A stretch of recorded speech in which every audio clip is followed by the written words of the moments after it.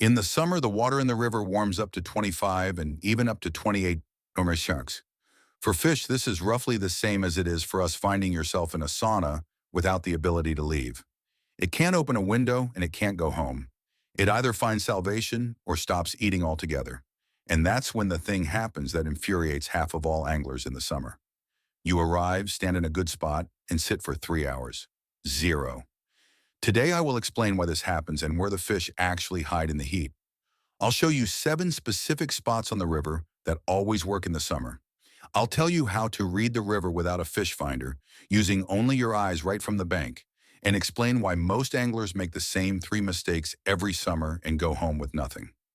Subscribe to the channel as a lot of useful fishing content comes out here. In this video, we will break down summer river fishing from the perspective of the fish itself. No tackle, no bait, just the spots, because you can have the perfect rig and the freshest bait, but if you're standing in the wrong place, nothing will help.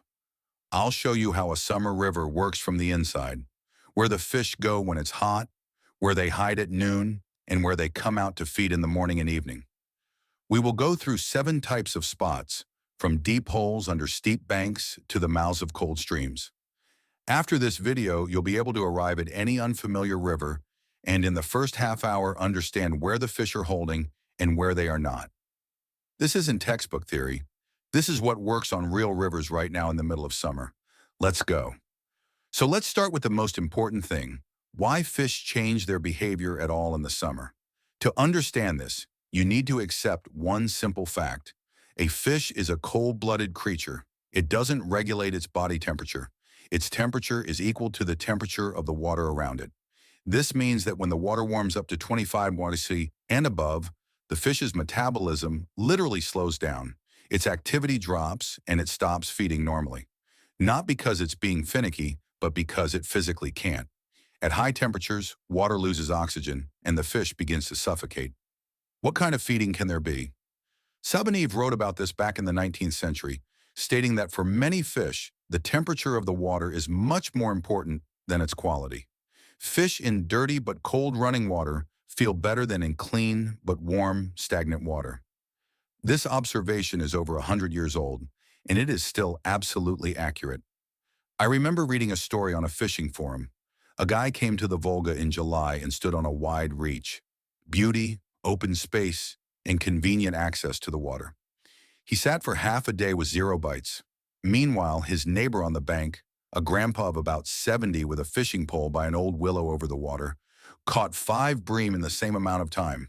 The guy couldn't take it and went over to ask. The grandpa answered briefly, "You picked a beautiful spot, but fish don't appreciate beauty. They appreciate the cold." That's the whole secret of summer fishing in one phrase. So the main task of an angler in the summer is not to find a beautiful spot, but to find a cold spot or at least one cooler than everything around it. That's where the fish will go, that's where the fish will hold, and that's where you need to fish. And now I will tell you exactly where such spots are on the river. Write in the comments which of these spots you use most often in the summer. It's interesting to compare what works for whom. Spot number 1 is a deep hole under a steep bank, under a precipitous shore. This is perhaps the most reliable summer spot on any river. A steep bank is a sharp, undercut shore that overhangs the water. Under such a bank, there is always depth. The current there is weaker or even turns into a reverse, eddying current, and most importantly, there is shade. On a hot noon, when all the open shallows are literally boiling in the sun, it's cool under the cliff. Sabaneve directly pointed out that the favorite haunt of the ID is deep and silty clay holes under steep banks. Bream, common carp, and large zander go there too. Predators hold there not only for the cold, it's also convenient to hunt from ambush there. The reverse current carries small fry right into their mouths. Spot number 2 is a sharp bend in the river, a meander. At the bend, the river hits the bank, erodes it, and on the outside of the curve, a hole always forms. All the food is carried there, larvae, fry, and all sorts of bottom-dwelling creatures. The inside of the bend, on the contrary, is shallow and sloping. There are almost no fish there in the summer. But the outside, Where the depth is and where the washout is, that's where they hold. This spot works well for pike and zander. A river bend with a steep bank is exactly the first thing I look for with my eyes on an unfamiliar river in the summer. Spot number 3 is snags, submerged trunks, roots, and fallen trees. For a predator, this is an ideal spot. Shade, cover, and the ability to hold motionless and wait for prey. Perch, pike, and zander in the summer really love snags precisely because they don't have to waste energy on active hunting. It's enough to lie low and wait. There is one minus. You'll lose a lot of tackle there. But if there are fish, they are exactly there. Spot number 4 is the edge of aquatic vegetation. Reeds, cane, and water lilies. This isn't just grass, it's an entire ecosystem. Insect larvae live in the roots, along with fry and small crustaceans. Tench, crucian carp, and large bream in the summer hold right at the edge of the thickets, in the shade, in the cool, and near the food. Pike are also here. They hold at the edge, look outward, and wait. You need to fish not in the grass itself, but along the edge on the border of clear water and thickets, literally along the rim. That is exactly where the fish concentrate. Spot number 5 is the mouth of a tributary or spring. This is perhaps the most underrated spot in the summer. When a small stream or rivulet flows into the main river, it's always colder there, especially if the tributary originates from a spring or flows through the shade of a forest. The water there is several degrees lower than in the warmed-up river, and the fish feel this instantly. On a hot July day at the mouth of a tributary, you can find such a concentration of fish that won't be found anywhere else on the river. Both peaceful cyprinids and predators come here. This spot always works, in the morning, at noon, and in the evening. Spot number 6 is a riffle and the hole right behind it. A riffle is a shallow spot with a fast current where the water breaks over rocks or gravel and becomes saturated with oxygen. Behind the riffle, there is almost always a hole. The current slows down and the depth sharply increases. This is a feeding spot. All the living creatures carried from the riffle, larvae, fry, and worms, settle in the hole behind it. Chub, ID, and perch hold there. Chub generally live on riffles and at their lower edges. This is their native element. In the summer heat, they drop down slightly below the riffle into a zone with a moderate current and slightly greater depth. Spot number 7 is an oxbow lake. This is an old riverbed that was once the main one, and then the river carved out a new path for itself. The water there is stagnant or almost stagnant. There is depth, and the vegetation is dense. In the summer, pike, perch, bream, roach, and common carp hold well in an oxbow lake. It's cooler there than on an open reach due to the shade from the trees and the absence of a direct current that drives warm water. But there is an important exception. You shouldn't look for chub and asp in an oxbow lake. These are fish exclusively of running water, of a live current. They do not live in stagnant water. So, 7 spots.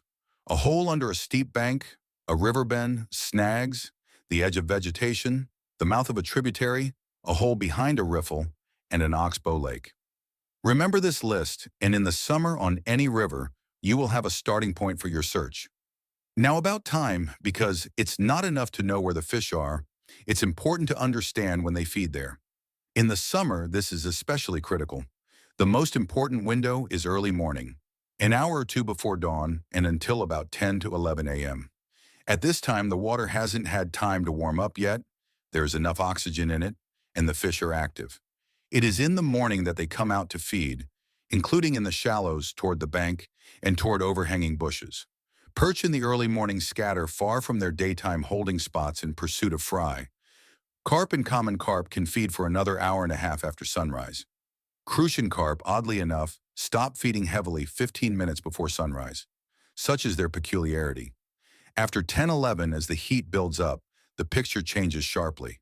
The water warms up, oxygen drops, and the fish go to the depths, into the shade, into the snags, and into the coolness of holes and tributaries. Fishing at noon on an open reach is a practically useless endeavor. I myself have made this mistake several times in July. You arrive at 2 p.m., the sun is at its zenith, and the water is like warm milk. You sit for an hour or two and nothing happens. You start getting mad at the tackle and the bait, and you change everything. But the fact is simply that the fish are no longer there. They went deep back in the morning. It's not the tackle's fault. It's just the wrong time. In the evening is the second window. From 6, 7 p.m., when the sun starts to set and the water slightly cools down, the fish come out again. Tench, crucian carp, ID, and zander bite especially well in the evening. Evening fishing in the summer is often no worse than morning fishing, and sometimes even better, especially if the day was cloudy. Night is the time of predators. Pike, asp, and catfish come out to hunt specifically at night. In the dark, large predatory fish feel much bolder. They come out into open areas and onto riffles toward the bank. If you want a trophy pike or catfish in the summer, night fishing will give you more chances than any daytime trip. So for the timing, morning until 11:00 a.m., evening from 6 p.m., and night for predators. The middle of the day is an exception, unless you are at a hole with an influx of cold water or in deep snags in the shade. Now about how to find all these spots on the river without a fish finder and without a boat, just with your eyes standing on the bank. Write in the comments whether you use any of your own tricks for reading the river. It's interesting to know what works for you. The first tool is the shoreline. Where the bank is precipitous, steep, and undercut, there is depth.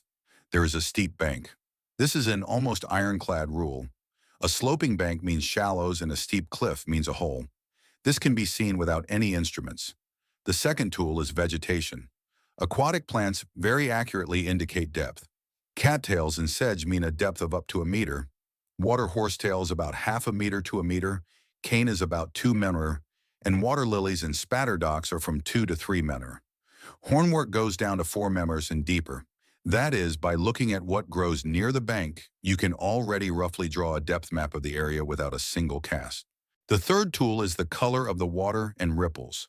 Where the current accelerates and the bottom becomes shallower, the water is lighter. On the surface, there are characteristic ripples. Dark, calm water with a mirror-like surface is a sign of depth in a weak current.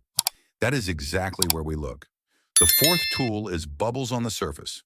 Small bubbles that rise from the bottom in groups are a sign that fish are rooting around there, digging in the silt. Common carp, bream, and carp give themselves away exactly like this. Whole bouquets of bubbles floating up in a circle are a practically 100% marker of feeding fish. The fifth tool is the fish themselves. Jumping fish, splashes at the surface, and the chasing of fry. All this shows where life is happening. Bleak splashing at the surface means that below there is a predator driving them up. An angler friend of mine, who has been on the same river for about 40 years, says that he doesn't need a fish finder. Look at the grass, look at the bank, and look at the color of the water. The river itself will show everything. At first I thought this was old-timer talk, but then I tried it and realized he was right. After a few hours of observing the river, you start to see it completely differently. It stops being just water and becomes a map. Now about the weather, because sometimes even the right spot won't save you if you arrive on the wrong day. The main enemy of summer fishing is low atmospheric pressure. When the pressure drops, fish sharply reduce their activity.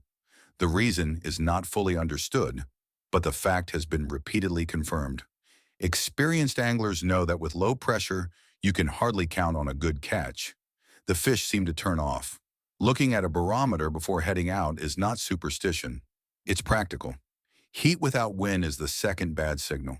A lull, scorching sun, and mirror-like water. On such days, even in the right spot, there will be few bites. But a slight breeze is good. The wind mixes the water, saturates it with oxygen, and breaks up the warm surface film. A separate note about wind direction on the river. Wind blowing against the current is bad. All the fish go into the backwaters and creeks and hold there quietly, not thinking about food. Sabaniv wrote about this directly. When a strong wind blows against the current, all the fish take cover in the backwaters. The only exception is bream and silver bream, which the storm, on the contrary, lifts from the bottom. Wind with the current is also not very good. The best thing that can happen is a weak cross breeze or a calm with light cloud cover. After the rain is a special conversation. A light summer rain refreshes the water, washes food from the banks, and lowers the temperature. The bite after such a rain is often very good, but a downpour with a strong flood, on the contrary, worsens the bite. The water gets muddy, the level rises, the fish lose their bearings, and they stop feeding. Moon phases are a controversial topic, but they shouldn't be ignored. Many experienced anglers notice that during a full moon and a new moon, fish behave more passively. The best times are considered to be the first and second quarters, when the moon does not exert its maximum influence. It's not hard to check. Just keep track of your trips and note the phase. Finally, about mistakes. They are made constantly, year after year, and they cost you the catch. Mistake number one is setting up in a beautiful spot, a spacious reach, an even bank, convenient access, and a beautiful view.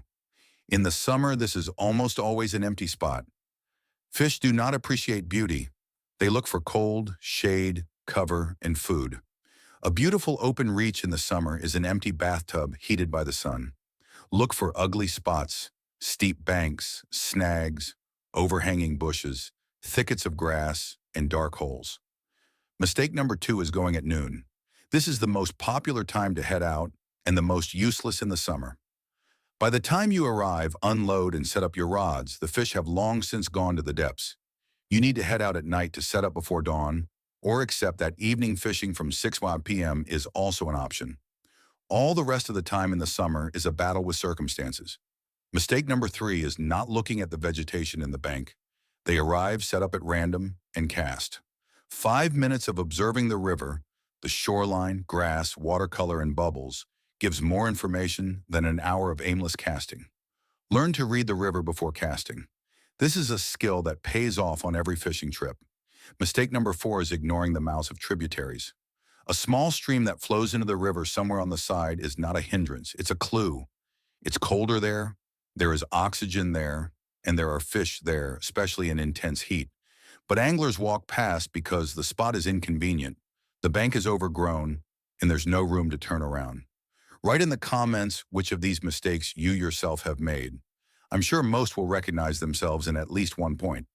For me, the second point about noon took a long time to grasp. The habit of going on a day off instead of getting up at 4 a.m.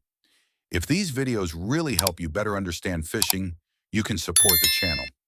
Everything goes into content development. Thanks for watching.